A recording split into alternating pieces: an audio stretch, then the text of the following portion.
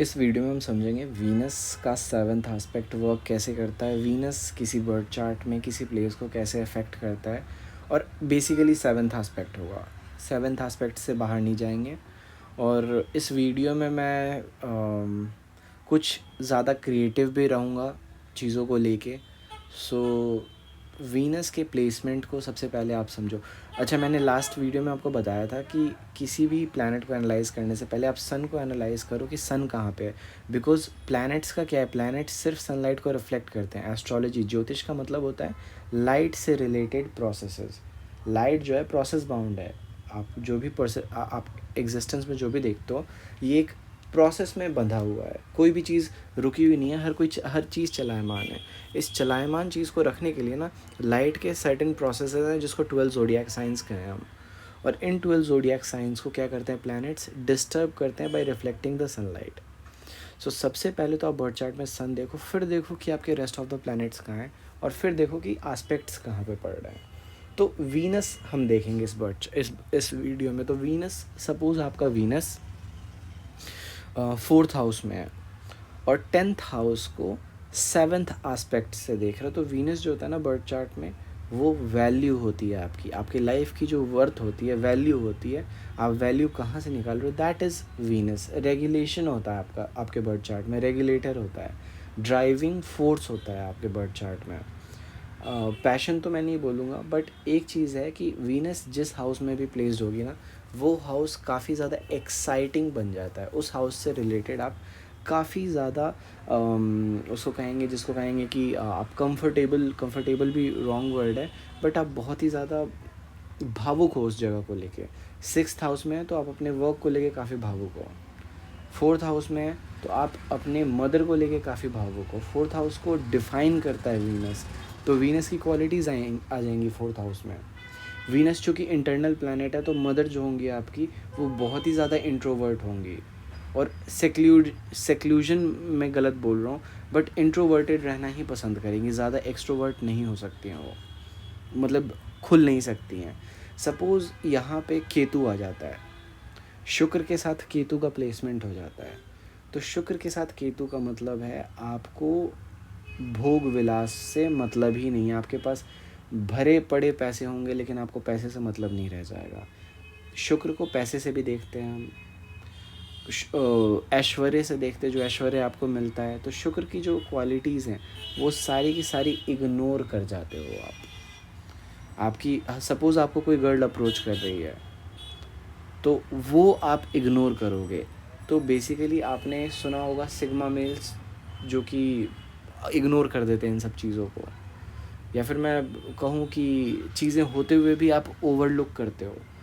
तो आपकी लाइफ में अगर कोई चीज़, सपोज़ आपको कंफर्ट मिल रहा है, तो यू विल इग्नोर दैट। आपको पैसे मिल रहे हैं तो पैसे तो मिलेंगे, लेकिन उससे मिलने वाला सुख जो है ना, उसको शुक्र कहते हैं, वो इग्नोर करोगे आप। इंटरनली काफ़ी ज़्यादा आप सौंदर्य से दूर रहोगे। इंटरनल इसलिए क्योंकि शुक्र इंटरनल प्लैनेट है। हाँ, शुक्र जो होता है बॉडी में हमारे हॉर्मोन्स होते हैं, तो हॉर्मोन्स पे केतु पड़ने का मतलब है कि आपकी हार्मोनल डिस्चार्ज जो है, जो आपके बॉडी में हार्मोनल डिस्चार्ज है, वो अनरेगुलेटेड है। हार्मोन से रिलेटेड अक्सर मैंने देखा है कि अगर केतु है, शुक्र है और सूर्य भी साथ में बैठा है, तो लोगों को स्किन पे पस की प्रॉब्लम हो जाती है, या फिर वीनस से रिलेटेड प्रॉब्लम्स होती हैं। बट यहाँ पे केतु होने का मात्र इतना मतलब है कि you ignore all those things. Now Venus का 7th एस्पेक्ट पड़ेगा 10th हाउस पे। What is 10th house? तो 10th house is your official records. आपने ज़िंदगी में आज तक जो भी कारनामे किए हैं, उसके जो भी रिकॉर्ड्स हैं, दैट इज़ 10th हाउस। आपकी सपोज़ आपकी लड़ाई होती है, आपकी बॉडी पे कुछ कट लग गया, वो कट जो है ना आपकी बॉडी पे लगा हुआ, that is a record, 10th house. आपका सर फटा, सर पे चोट लगी, दैट चोट लगी है, your body has recorded that incident. आपका आधार कार्ड, पैन कार्ड, आपका अकाउंट, बैंक अकाउंट जो होता है, बैंक बैलेंस सेकंड हाउस होता है, लेकिन बैंक अकाउंट जो होता है, जो पासबुक होता है, दैट इज़ 10th हाउस। आपके लोगों का नॉलेज होता है, 7th से 4th होता है। 7th से 4th का मतलब लोग क्या जानते हैं आपके बारे में। What people know about you. तो ये सारी चीज़ें शुक्र इन्फ्लुएंस करेगा कब, जबकि राहु वहाँ प्रेजेंट है। रिमेंबर केतु मैंने यहाँ पे डाल दिया था तो राहु 10th हाउस में हो गया। ये ऑन अ रिक्वेस्ट बना रहा हूँ मैं video, and because of that I will stick with only this particular combination, शुक्र केतु इन 4th and Rahu in 10th। तो Rahu will be influenced by शुक्र। आपकी मम्मी जो है, चौथा स्थान मम्मी, शुक्र आपकी मम्मी को भी डिफाइन करेगा। पैसा विल इन्फ्लुएंस योर राहु। भले आपको पैसे काफ़ी हैं लेकिन आप उसको इग्नोर कर देते हो। राहु जो हो गया आपका ऑब्सेशन, इन्फ्लुएंस हो गया किससे, तो शुक्र से। इन्फ्लुएंस करने का काम करता है शुक्र, किसी चीज़ को बढ़ावा देने का काम करता है शुक्र, रेगुलेट किसी चीज़ में जान डालने का काम करता है। तो राहु 10th हाउस आपका, आप अपने वर्क को लेके काफ़ी ऑब्सेस हो जाते हो। जब तक आप अपना काम कंप्लीट नहीं कर लेते तब तक आपको चैन नहीं। अच्छा, 10th हाउस रेस्ट करने का स्थान होता है, जहाँ पे आप अपनी बॉडी को रेस्ट मोड में डाल देते हो। तो resting is seen from 10th house.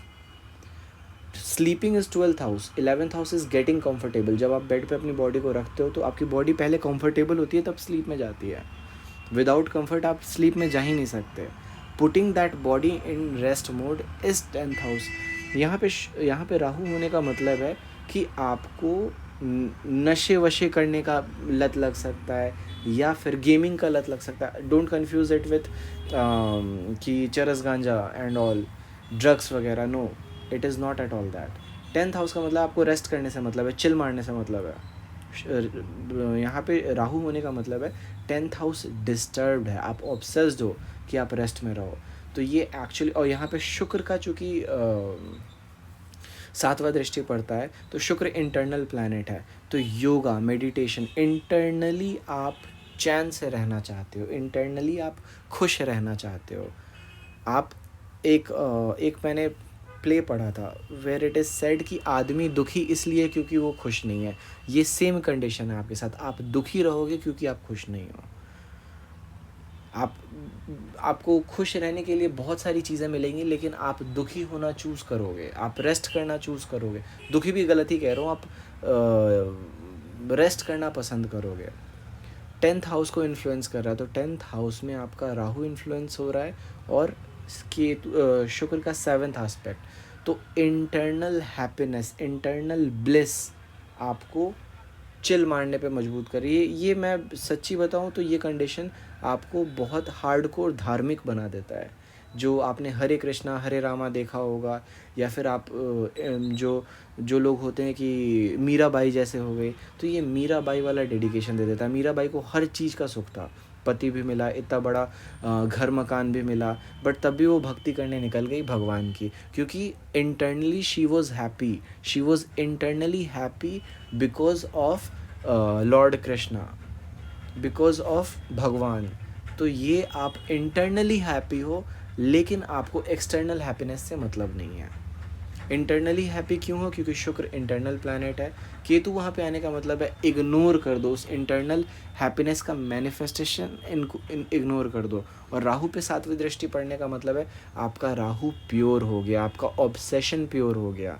तो प्योर चीज़ों में ऑब्सेस्ड हो गया आप अगर किसी कोर्स को ज्वाइन करते हो तो बहुत डेडिकेटेडली उसको पढ़ाई करोगे, उससे आपको प्रॉफिट से मतलब नहीं रह जाएगा, बस आपको उसको एंजॉय करने से मतलब रह जाएगा।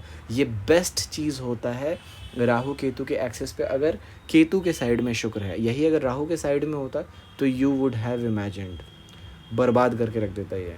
केतु के साइड में है तो आपको एक्सटर्नल ब्लिस नहीं चाहिए, इंटरनल ब्लिस चाहिए। क्यों, क्योंकि आपको शांत रहना है, आपकी लाइफ में पीस अचीव करना। अच्छा हाँ, 10th हाउस जो होता है वो पीस का भी होता है, शांत रहने का होता है। भाई जब तक मैं अपना काम कंप्लीट ना कर लूँ तब तक मैं उस काम को करते रहूँ, that is 10th house. 10th house जो होता है आपके एग्जामिनेशन में आपने जो भी सबमिट किया है, दैट इज़ 10th हाउस। तो आपकी मदर इन्फ्लुएंस कर रही हैं जो भी आप लिख के सबमिट कर रहे हो। आपको 10th हाउस में राहु होने का मतलब है किसी काम को जब तक कंप्लीट ना कर लो तब तक उस पर लगे रहो। Completion gives you pleasure. और ये जब शुक्र की यहाँ पे 7वीं दृष्टि पड़ जाती है तो क्लीन तरीके से किसी काम को करना, परेशान ना हो करके किसी काम को करना। जिसको कहते हैं निष्काम कर्म योग, करना just because you want to do it. So ये वो ये प्लेसमेंट ऐसा प्लेसमेंट है जो कि इन्हीं चीज़ों को इन्फ्लुएंस करता है। शुक्र आपको लड़की शादी के लिए अप्रोच करेगी, आप मना कर दोगे क्योंकि आप अपने आप में सेटिस्फाइड हो। So this is a problem कि इंसान को मैरिड लाइफ में उतना मतलब नहीं रह जाता, पैसों से मतलब नहीं रह जाता, भोग से मतलब नहीं रह जाता। मतलब किस चीज़ से रह जाता है? तो चिल मारने से। चिल मारो, शांत रहो, मेडिटेट करो, भगवान में लीन रहो। हाँ, यहीं पे अगर शुक्र नहीं होता, कोई अदर प्लैनेट होता, सपोज़ मार्स होता, तो फिर ये फोर्स करता आपके 10th हाउस को, ज़बरदस्ती सो, ज़बरदस्ती मेडिटेट करो, ज़बरदस्ती आप रेस्ट करो, जब फोर्सफुली आपको मेडिकेशन दे के, जैसे स्लीपिंग पिल्स जिसको कहते हैं, स्लीपिंग पिल्स खा के सोना पड़ता है आपको अगर 4th हाउस में मार्स होता है तो। इसीलिए 4th हाउस में मार्स मांगलिक बनाता है इंसान को। So for more, stay tuned and subscribe. And before ending, मैं एक चीज़ और बोलना चाहता हूँ। आप प्लीज़ कमेंट में अगर आपके कोई प्लेसमेंट है जो आप जानना चाहते हो तो उसको मेंशन करो। Thank you and stay tuned.